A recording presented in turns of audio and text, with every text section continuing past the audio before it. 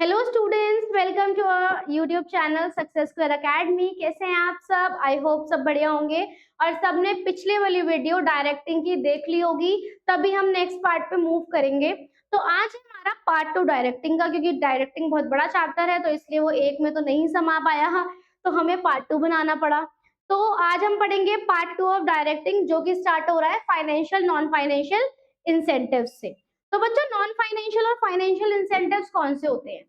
Financial incentives तो नाम से ही पता चल रहे हैं, मतलब जिसमें पैसा इंक्लूडेड है। और नॉन फाइनेंशियल इंसेंटिव्स जो कि पैसे से रिलेटेड नहीं है, कुछ और चीजें उसमें मिलेंगी। तो सबसे पहले इंसेंटिव क्या होता है? इंसेंटिव हमारा एक ऐसी चीज है जिसकी वजह से कोई भी इंसान अच्छे से मोटिवेट हो सकता है ना? तो इंसेंटिव एक ऐसा एक गुड स्टिमुलेटर है या मोटिवेटर है। क्यों?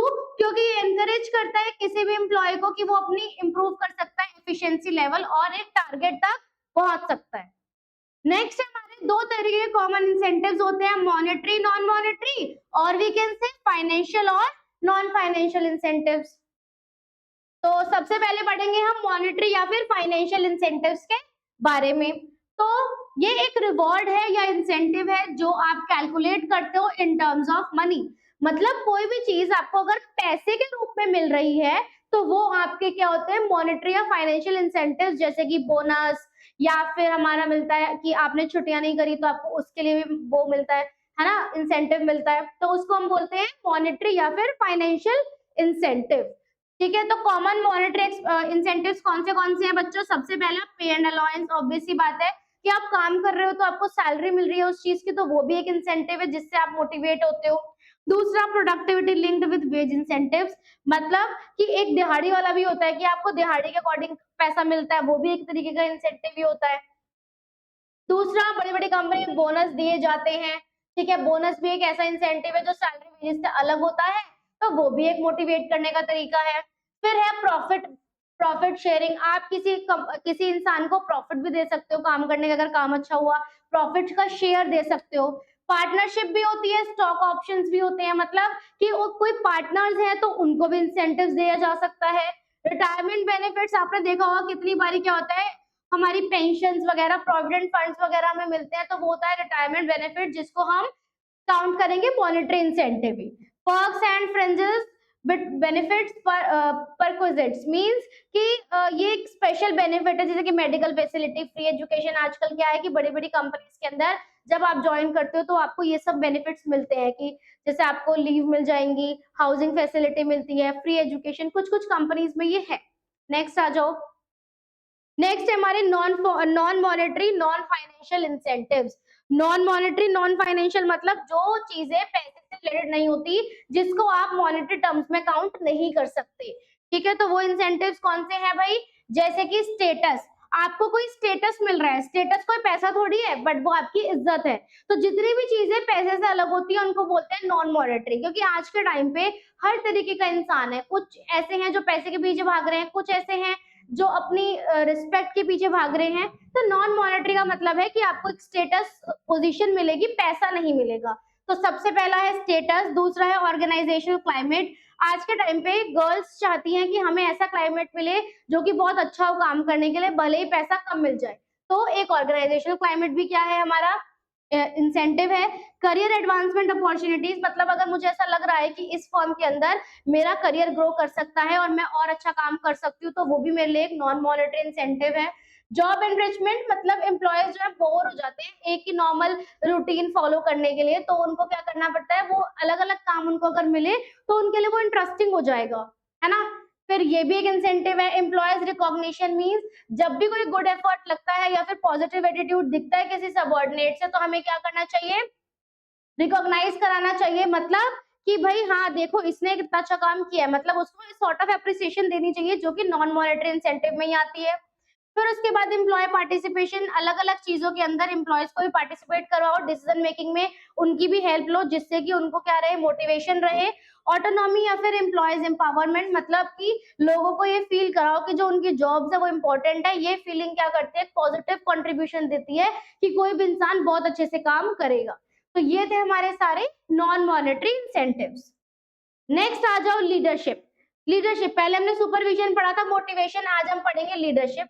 लीडरशिप एक ऐसा प्रोसेस है जो क्या करता है, लोगों को इन्फ्लुएंस करता है। एक लीडर कौन होता है, जो अपने लोगों को या जो उसके नीचे लोग होते हैं उनको इन्फ्लुएंस करे ताकि वो और अच्छे से काम कर सके। तो लीडरशिप एक ऐसा प्रोसेस है लोगों को इन्फ्लुएंस करना, the behaviour of people by making them relations with followers and motivate them to contribute for achieving organisational goals. मतलब कि वो अच्छे से काम करे, कोऑर्डिनेशन बना के चले। एक अच्छा लीडर वही होता है और लीडरशिप ये प्रोसेस होता है। तो फीचर्स क्या है बच्चों लीडरशिप के? लीडरशिप ये इंडिकेट करता है कि क्या एबिलिटी है एक इंडिविजुअल की, ताकि वो मतलब आज अगर हर कोई लीडर बनने के काबिल होता तो हर कोई लीडर ही ना होता। एक लीडर के अंदर काबिलियत होनी चाहिए कि वो अपनी बातों से सामने वाले को इन्फ्लुएंस कर सके। नेक्स्ट है, लीडरशिप ट्राई करता है to bring change in behaviour. Leadership से क्या होता है, बिहेवियर में चेंजेस आते हैं। लीडरशिप शो करता है इंटरपर्सनल रिलेशनशिप। लीडर और फॉलोअर्स के बीच में क्या शो करता है, इंटरपर्सनल रिलेशंस। लीडरशिप क्या है, कॉमन गोल को अचीव करना। और लीडरशिप एक कॉन्टिन्यूअस प्रोसेस है, ऐसा नहीं है कि एक दिन लीडर बन जाओ एक दिन फॉलोअर बन जाओ, ऐसा नहीं होता। ठीक है, यहाँ तक समझ में आया लीडरशिप। फिर उसके बाद है different styles of leadership, important है ये भी। लीडरशिप के भी 3 स्टाइल्स होते हैं बच्चों, कौन कौन से? Autocratic, participative and free rein. Autocratic को हम अथॉरिटेरियन भी बोलते हैं, पार्टिसिपेटिव को डेमोक्रेटिक भी बोलते हैं और फ्री रेन को लेसिस फेयर लीडर भी कहा जाता है। तो ये 3 तरीके के लीडरशिप स्टाइल्स होते हैं। अब इनके बारे में एक एक करके पढ़ेंगे। सबसे पहला है ऑटोक्रेटिक या फिर अथॉरिटेटिव लीडरशिप स्टाइल, मतलब बॉस सेंटर्ड लीडरशिप। क्या मतलब? बॉस सेंटर्ड लीडरशिप, मतलब जो बॉस कहेगा वो करना पड़ेगा, राजा का राज चल रहा है ना। तो इसमें क्या होता है कि एक जो लीडर होता है ऑर्डर देता है, एक्सपेक्ट करता है सबऑर्डिनेट से कि हर कोई उसका काम, हर कोई उसकी बात मानेगा। एक ऑटोक्रेटिक लीडर जो होता है is dogmatic, that means he does not change and wish to be contradicted. Means कि वो किसी के लिए बदलेगा नहीं, आपको उसके लिए बदलना पड़ेगा। वो अपनी स्टेटमेंट नहीं बदलेगा, आपको दूसरी माननी पड़ेगी। इस स्टाइल में क्या होता है, लीडरशिप है there is one way communication and decision making power is centralised. मतलब कि वन वे कम्युनिकेशन है, मैंने बोल लिया तुमने सुन लिया, उसके बाद कोई चूचो पढ़नी होगी, कोई हाँ ना मैं पर कुछ नहीं होता। नेक्स्ट है हमारा, हाँ इसके फायदे ही पढ़ेंगे। क्या एडवांटेज है इसके? सबसे पहले तो प्रोडक्टिविटी, एक अच्छा लीडर होगा तो काम अच्छे के लिए करेगा वो। क्विक डिसीजन, क्योंकि उसने सोलो डिसीजन लेना है तो वो फटाफट डिसीजन लेगा। कंपटीशन का कोई मतलब ही नहीं है, क्यों? क्योंकि वो तो बात ही माननी है आपको, उसकी कोई आपको कोई अपनी सलाह तो देनी नहीं। कुछ नुकसान भी है, फ्रस्ट्रेशन हो जाती है। अब आपको अगर कोई कहे कि आपको बात ही माननी है बार बार, तो हम तो मान ही नहीं सकते, है ना। Initiative level of subordinates goes down. जो एक लेवल है इनिशिएटिव का सबऑर्डिनेट्स का, वो भी क्या होता है, नीचे चला जाता है, मतलब उनका मोराल डाउन हो जाता है। पोटेंशियल और क्रिएटिविटी यूटिलाइज नहीं हो पाती और सबऑर्डिनेट्स के अंदर कोई डेवलपमेंट नहीं आ पाता। अब ये कहाँ पे सुटेबल है? सबऑर्डिनेट्स जो है अनएजुकेटेड हो, अगर अनस्किल्ड हो, उन्हें नॉलेज नहीं हो, तो आप ये वाला स्टाइल लगा सकते हो, वो आपकी बात मानेंगे। ठीक है, कंपनी क्या करे, फियर और पनिशमेंट का फॉलो करती हो अगर, तो वहां पे भी ये काम चल सकता है। Leader prefers to be dominant in decision making. Leader वहां पे काम चलेगा जहां पे लीडर डोमिनेशन करेगा, तो वहां पे ये स्टाइल चल सकता है। नेक्स्ट है हमारा डेमोक्रेटिक या पार्टिसिपेटिव लीडरशिप, मतलब ग्रुप सेंटर। जो हमारी इंडिया क्या है, हमारी डेमोक्रेटिक कंट्री है, दैट मींस कि जो लीडर है वो फॉलोअर्स के लिए काम करेगा और फॉलोअर्स के साथ मिलके काम करेगा। तो डेमोक्रेटिक लीडर क्या करता है, एक्शन प्लान डेवलप करता है और डिसीजन लेता है in consultation with his subordinate. That means मैंने एक प्लान बनाया और मैंने कहा कि बताओ भाई किसको सही लग रहा है किसको नहीं, तो सबकी सलाह के अकॉर्डिंग काम करना इज डेमोक्रेटिक या फिर पार्टिसिपेटिव लीडरशिप। वो एनकरेज करता है सबऑर्डिनेट्स को कि वो पार्टिसिपेट करें किसमें, डिसीजन मेकिंग में। अब उसके क्या फायदे और क्या नुकसान है? सबसे पहली बात तो कि जॉब सेटिस्फेक्शन होगी। आज अगर मेरे मेरे ही ओनर या फिर मेरे बॉस ये कहें कि भाई तुम ही फैसला लोगे, तो उससे क्या मुझे लगेगा कि बहुत अच्छी कंपनी है, एक जॉब सेटिस्फेक्शन आती है। डिसीजन मेकिंग एबिलिटी जो है सबऑर्डिनेट्स की इंप्रूव होगी। अगर कोई बार बार फैसले लेगा तो उसको फैसले लेना भी आ जाएगा। फिर उसके बाद पॉजिटिव एटीट्यूड डेवलप होता है और क्वालिटी ऑफ डिसीजन इंप्रूव होती है। अब उसके कुछ नुकसान भी है, टाइम कंज्यूमिंग है भाई, सबसे पूछोगे तो फिर डिले होगा ही होगा क्योंकि टाइम लग रहा है। ये पॉजिटिव भी हो सकता है, नेगेटिव भी हो सकता है, जरूरी नहीं है कुछ अच्छा ही फैसला निकले। लीडर जो है अपना काम सबऑर्डिनेट को पास कर सकता है रिस्पॉन्सिबिलिटी भी, जो कि एक अच्छी बात नहीं है। कंसल्टेशन विद सबऑर्डिनेट्स, कभी कभी क्या होता है इनकम्पिटेंस, मतलब कि जब आप ज्यादा बार किसी से सलाह लेते हो तो आपकी इनकम्पिटेंस का भी पता चलता है कि आप डिसीजन लेने लायक नहीं हो। तो ये कहाँ पे सूट हो सकता है भाई, कहाँ पे सुटेबिलिटी है, जब गोल कंपनी का क्या हो, जॉब सेटिस्फेक्शन को इम्प्रूव करना। ठीक है, जब लीडर चाहता हो कि वो डिसीजन मेकिंग सबके साथ मिलके करे, या फिर जब सबऑर्डिनेट एक्सेप्ट करे कि मतलब when subordinate have accepted the goal of organisation, जब सबऑर्डिनेट्स को पता हो कि भाई हमें क्या करना है, हमें फायदा नहीं उठाना इस चीज का, तो वहां पे ये चीजें लागू की जा सकती हैं। फिर उसके बाद है फ्री रेन और लेसेस फेयर लीडरशिप, मतलब इसके अंदर क्या होता है कि जो फ्री रेन लीडर होता है ना, वो ये बिलीव नहीं करता कि पावर को फालतू में इस्तेमाल किया जाए, मतलब फालतू में इस्तेमाल किया जाए कि जी हम अपनी अपनी चलाएंगे, वो ये नहीं चाहते। ठीक है, तो इस स्टाइल में followers are given a high degree of interdependence to formulate their own objectives and way to achieve them, मतलब फॉलोअर्स को, सबऑर्डिनेट्स को पूरा मौका दिया जाता है कि जैसे आपको रहना है आप रह सकते हो, कोई दिक्कत नहीं है, आप अपने अकॉर्डिंग काम कर सकते हो। ठीक है, तो उसके कुछ फायदे भी हैं, कुछ नुकसान भी हैं। फायदे क्या है कि जॉब सेटिस्फेक्शन होती है, डेवलपमेंट होता है इंडिविजुअल का, और पूरी यूटिलाइजेशन होती है पोटेंशियल की और कैपेसिटी की एम्प्लॉयज की। पर कुछ नुकसान भी हैं, जैसे कि सबऑर्डिनेट्स कभी कभी गाइडेंस को सही से समझते नहीं है और लीडर को सपोर्ट नहीं करते। कभी कभी क्या होता है, लीडर का कंट्रीब्यूशन जो होता है वो इग्नोर कर दिया जाता है, क्योंकि इसके अंदर मेन लोग कौन है, सबऑर्डिनेट्स। ठीक है, फिर उसके बाद सबऑर्डिनेट्स में work in different directions, subordinate क्या करते हैं, अलग अलग डायरेक्शंस में काम करते हैं, जिससे कि क्योस क्रिएट हो जाता है, मतलब बहुत ज्यादा खिचड़ी पक जाती है। अभी कहाँ पे सुटेबल है, सबऑर्डिनेट जब वेल ट्रेन्ड हो या फिर हाईली नॉलेजेबल हो, तभी तो आप अपना फैसला सबऑर्डिनेट्स के ऊपर छोड़ पाओगे, है ना। सबऑर्डिनेट जब सेल्फ मोटिवेटेड हो और रेडी हो रिस्पॉन्सिबिलिटीज को एज्यूम करने के लिए, मतलब सबऑर्डिनेट्स खुद ही चाहते हो कि हम बहुत अच्छा काम कर सकते हैं और हमारी ड्यूटीज हमें बहुत अच्छे से पता है। ठीक है, तो ये थे हमारे 3 स्टाइल्स ऑफ लीडरशिप। ठीक है, अब आ जाओ कम्युनिकेशन पे। कम्युनिकेशन एक कॉमन, मतलब कम्युनिकेशन मतलब क्या है, एक कॉमन तरीका जिससे कि आप अपने विचार को किसी और तक पहुंचा सकते हो और किसी और के विचारों को सुन सकते हो। तो common means and ways for transmission of ideas क्या होता है, कम्युनिकेशन मतलब कुछ लिख के बताया, कुछ बोल के बताया, डायग्राम के थ्रू, पिक्चर्स के थ्रू, जेस्चर्स के थ्रू, मतलब इशारे वगैरह के थ्रू। 2 पार्टीज इसमें कम से कम चाहिए, जिसमें कि आप कम्युनिकेशन का प्रोसेस पूरा कर सकते हो, सेंडर्स और रिसीवर, मतलब अपने आइडियाज का आदान प्रदान करना कम्युनिकेशन कहलाता है, और इसके अंदर 2 पार्टीज होती हैं, सेंडर और रिसीवर। नेक्स्ट है communication process. Communication process is also important. सबसे पहले मुझे क्या चाहिए भाई, सेंडर जो मैसेज भेजेगा, दूसरा मैसेज जो मैसेज जाएगा, तीसरा एनकोडिंग, मतलब सेंडर क्या करेगा, उस आइडिया को कन्वर्ट करेगा लैंग्वेज में और अलग कम्युनिकेशन सिंबल में या पिक्चर्स वगैरह में भेजे तो उसको बोलते हैं एनकोडिंग। मीडिया, मतलब ये एक ऐसा तरीका है, मतलब मीडिया में हम वो चीज क्या करेंगे, मीडिया तो आपको सबको पता ही है, तो ये एक ऐसा तरीका है, मीन्स है, जिससे कि एनकोडेड मैसेज को हम क्या कर सकते हैं, रिसीवर तक पहुंचा सकते हैं।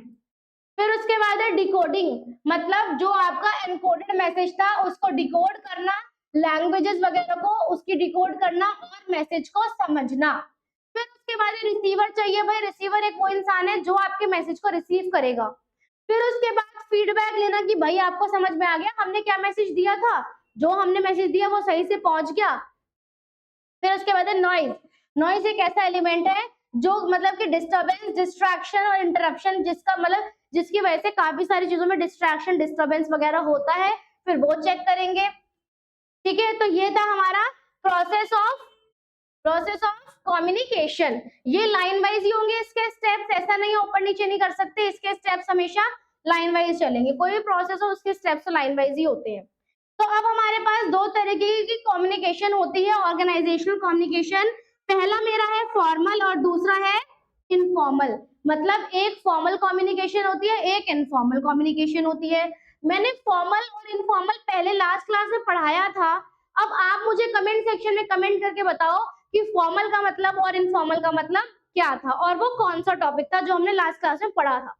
अब आ जाओ फॉर्मल कम्युनिकेशन। फॉर्मल कम्युनिकेशन मतलब ऑफिशियल कम्युनिकेशन, जो एक ऑर्गेनाइजेशन के अंदर हो रही है, जिसमें आप फालतू बात नहीं कर रहे, अपनी अपनी बातें नहीं कर रहे हो। जब भी एक्सचेंज होता है व्यूज का, मैसेज का, इंफॉर्मेशन का, किससे रिलेटेड, ऑफिशियल मैटर से रिलेटेड, कि किसको क्या काम मिला, क्या रिस्पॉन्सिबिलिटीज थी, क्या अथॉरिटी थी, इन सब के बारे में जब हम बात करते हैं तो उसको बोलते हैं फॉर्मल कम्युनिकेशन। अब अलग अलग मतलब फीचर्स हैं फॉर्मल कम्युनिकेशन के। सबसे पहले तो गोल ओरिएंटेड, हम सिर्फ गोल के चक्कर में फॉर्मली बात करते हैं। सिस्टमैटिक होता है, इंफॉर्मेशन का सोर्स है, मतलब यहाँ से हमें इंफॉर्मेशन मिलती है। ये इम्पर्सनल, पर्सनल नहीं है, तो मतलब क्या है, इम्पर्सनल। और डिले इन इंफॉर्मेशन, क्या होता है इससे, इंफॉर्मेशन में कभी कभी डिले भी हो जाता है, क्योंकि हमें इसमें प्रॉपर ही फॉर्मली मूव करना पड़ता है, ठीक है। फिर उसके बाद है हमारी वर्टिकल कम्युनिकेशन। एक आती है वर्टिकल कम्युनिकेशन। वर्टिकल कम्युनिकेशन के अंदर क्या होता है, दो तरीके के कम्युनिकेशन है। कौन कौन से, डाउनवर्ड और अपवर्ड। मतलब जो इंफॉर्मेशन है वो डाउनवर्ड फ्लो कर रही है या अपवर्ड फ्लो कर रही है। डाउनवर्ड मतलब कि हायर लेवल से लोअर लेवल तक आ रही है, या अपवर्ड मतलब लोअर लेवल से हायर लेवल तक जा रही है। तो ये वर्टिकल के अंदर दो तरह की कम्युनिकेशंस होती हैं, डाउनवर्ड और अपवर्ड कम्युनिकेशन। नेक्स्ट है मेरा हॉरिजॉन्टल। वर्टिकल पढ़ा तो हॉरिजॉन्टल ही पढ़ेंगे। हॉरिजॉन्टल का मतलब होता है कम्युनिकेट करना टू और मोर पर्सन जो कि सेम लेवल ऑफ अथॉरिटी पे काम कर रहे हैं। मतलब ऐसे लोग जो सेम लेवल पे, उनसे बातचीत करना, उसको बोलते हैं हॉरिजॉन्टल। जैसे कि एक मार्केटिंग मैनेजर डिस्कस कर रहा है टाइम टू टाइम क्वालिटी वगैरह के बारे में, किससे, प्रोडक्शन मैनेजर से। मतलब मैनेजर ही मैनेजर से बात कर रहे हैं, तो सेम लेवल ऑफ पर्सन जो है आपस में बात कर रहे हैं, तो उसको बोलते हैं हॉरिजॉन्टल कम्युनिकेशन। तो यहां तक समझ में आया सबको। फॉर्मल, फॉर्मल के दो पार्ट्स। अब आगे इनफॉर्मल पे। इनफॉर्मल कम्युनिकेशन मतलब जब किसी ऑर्गेनाइजेशन के बीच में कोई बातें चल रही होती है, पर लेकिन वो ऑफिशियली नहीं है, वो आपस में लोग अपनी बातें कर रहे हैं, उसको कहते हैं इनफॉर्मल कम्युनिकेशन। कि social interaction, friendly talks, non official matters के ऊपर बात करना, that is informal communication. Clear है। अब इनफॉर्मल कम्युनिकेशन के भी कुछ फीचर्स हैं, जैसे कि सबसे पहले साइकोलॉजिकल सेटिस्फेक्शन के लिए। आज अगर हम गॉसिप कर रहे हैं, किसी की बुराइयां कर रहे हैं, किसी की पर्सनल बात कर रहे हैं, सोशल बात कर रहे हैं, उससे हमें क्या मिलता है भाई, साइकोलॉजिकल सेटिस्फेक्शन। बहुत फास्ट होता है, इससे क्या होता है, अफवाहें फैलने का डर होता है, ठीक है। और उसके बाद get distorted and leakage of confidential information. कभी कभी क्या होता है, जो कॉन्फिडेंशियल इन्फॉर्मेशन होती है वो भी लीक हो जाती है। नेक्स्ट है बैरियर्स टू इफेक्टिव कम्युनिकेशन। अब एक अच्छी कम्युनिकेशन में रुकावटें कहाँ आ रही हैं, कहाँ आ रही हैं भाई। बैरियर्स जो है अलग अलग तरीके के हैं। Semantic barriers, organisational barrier, psychological barriers and personal barriers. ये चार तरीके के बैरियर्स हैं जिसकी वजह से आप इफेक्टिव कम्युनिकेशन नहीं कर पाते। एक एक करके सबके बारे में पढ़ेंगे। सिमेंटिक बैरियर्स मतलब वो प्रॉब्लम्स या वो obstructions of encoding and decoding of message into words and और इंप्रेशन। मतलब किसी एक मैसेज को अगर आप ढंग से डिकोड नहीं कर पा रहे हो, मतलब किसी ने कुछ भेजा और आपने कुछ और समझ लिया, तो वो क्या है, सिमेंटिक बैरियर। फिर उसके बाद है क्या, क्यों होता है सिमेंटिक बैरियर भाई। कभी कभी क्या होता है, मैसेज ही गलत तरीके से गया है। हमारे लिए जो चीज नॉर्मल है, जरूरी नहीं है कि सामने वाले के लिए भी वो चीज नॉर्मल हो। सिंबल चले गए अलग अलग मीनिंग के, कभी कभी ऐसे भी हो जाता है हमारे लिए। आजकल तो व्हाट्सएप पे उस तरीके की इमोजीज है, किसी के लिए एक इमोजी का मतलब कोई और है और किसी के लिए कोई और है ना। तो वो भी होता है। फॉल्टी ट्रांसलेशन, कभी कभी क्या होता है, वर्कर्स को समझ में नहीं आता कि भाई मैनेजर ने लैंग्वेज कौन सी यूज करी। अनक्लैरिफाइड अजम्पशंस, कभी कभी क्या होता है, हमें किसी के बारे में कुछ प्रॉब्लम है, मतलब हम किसी के बारे में कुछ उल्टा ही सोचते हैं हमेशा, तो अगर वो हमें कुछ भले के लिए बताएगा तो हमें वो भी चीजें गलत लगेंगी, क्योंकि हमारे अजम्पशंस ही गलत है। टेक्निकल जार्गन्स मींस, अब कभी कभी टेक्निकली भी प्रॉब्लम हो जाती है। कभी कभी क्या होता है, ऑटो एडिट हो गया तो मैसेज गलत चला गया, ठीक है। बॉडी लैंग्वेज और जेस्चर से भी होता है। कभी कभी मेरा मूड खराब है, मैं नॉर्मल कोई बात कर रही हूँ, पर लेकिन लगेगा ये तो बहुत ही अकड़ू है, बहुत ही खड़ूस तरीके से बात कर रही है, तो ये बॉडी लैंग्वेज और जेस्चर से पता चलता है कि भाई क्या हो रहा है। साइकोलॉजिकल बैरियर्स मतलब जो कि इमोशनल और साइकोलॉजिकल स्टेटस पर डिपेंड करते हैं। आज अगर मैं बहुत दुखी हूँ तो किसी के लिए खुश तो नहीं हो पाऊंगी, है ना। तो आज अगर मैंने किसी के लिए माइंड में गलत इमेज बना रखी है, तो वो कभी सही नहीं हो पाएगी, वो मेरे से जितना मर्जी अच्छा कर ले। तो ये साइकोलॉजिकल बैरियर्स होते हैं जो हमें कभी ऊपर नहीं उठने देते। जैसे कि प्रीमेच्योर इवैल्यूएशन, मतलब कि मैसेज पूरा पढ़ने से पहले ही कंक्लूजन निकाल लेना, तो ये तो यही कहना चाह रहा है। लैक ऑफ अटेंशन, कि भाई ध्यान ही नहीं था सुनने में, तो कुछ समझ ही नहीं आया। Loss by transmission and poor attention, मतलब कि आपको पता तो सब था बट आप भूल गए, है ना। डिस्ट्रस्ट, डिस्ट्रस्ट मतलब कि भरोसा ही नहीं है, आपको बीच में आपस में भरोसा ही नहीं है, तो फिर वही साइकोलॉजिकल बैरियर है ये। फिर है तीसरा ऑर्गेनाइजेशनल बैरियर, मतलब वो वाले फैक्टर जो ऑर्गेनाइजेशन स्ट्रक्चर से रिलेटेड है, जैसे कि अथॉरिटी, रिलेशनशिप, रूल्स, रेगुलेशंस, ये भी एक तरीके से बैरियर है इफेक्टिव कम्युनिकेशन के लिए। आज फॉर एग्जांपल हम हमेशा स्केलर चेन के अकॉर्डिंग काम करते हैं। अब स्केलर चेन क्या होता है वो मैं आपको बाद में बताऊंगी। तो हम क्या कहते हैं कि टॉप लेवल का लोअर लेवल से बात नहीं करेगा, लोअर का टॉप से बात नहीं करेगा, बीच में क्या होते हैं, लेवल्स होते हैं जिनके थ्रू इन्फॉर्मेशन फ्लो करती है। तो आज अगर किसी लोअर लेवल को टॉप वाले से अपने मन की कुछ कहनी है तो वो नहीं कह सकता ना, क्यों? ऑर्गेनाइजेशनल बैरियर है भाई, बात कर नहीं सकते, रूल्स ही नहीं है वो वाले। जैसे ऑर्गेनाइजेशन की पॉलिसी ही नहीं है कि आप बात कर सको, रूल एंड रेगुलेशन बहुत डिफिकल्ट है, स्टेटस अलग अलग है तो आप आपस में बात नहीं कर पा रहे हो, ऑर्गेनाइजेशन स्ट्रक्चर बहुत कॉम्प्लेक्स है इसलिए बात नहीं कर पा रहे हो, ऑर्गेनाइजेशन के अंदर वो फैसिलिटीज ही नहीं है कि आप प्रॉपर स्मूथ कम्युनिकेशन कर सको।